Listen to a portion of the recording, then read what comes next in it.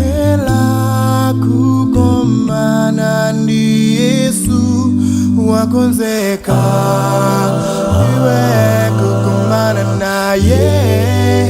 Yesu akubwera mitambo kutatenga oyela kutapita nawo kumwamba. Koma kodi wakonzekera kumkana ye mwamba, Ambuye akudza mitambo ipadzalira lipenga podzalira bale wakonzekera. Koma kodi wakonzekera iwe kumkana ye mwamba, Ambuye akudza mitambo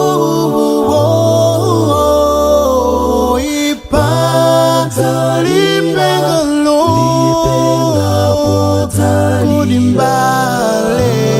bale wakonzekera.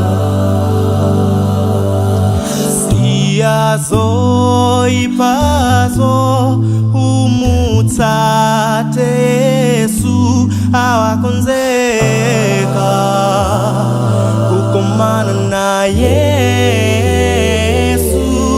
Enadza mutawa, enadza mlandila pompo kolino lidzatha.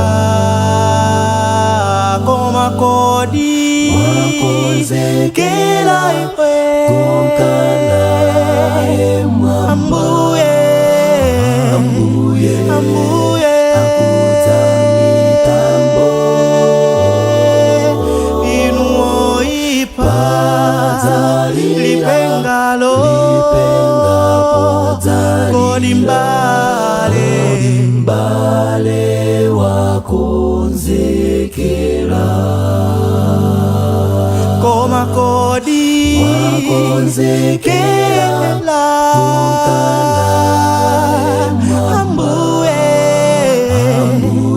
Ambuye akudza mitambo yoipa lipengalo kodi mbale wakonzekera.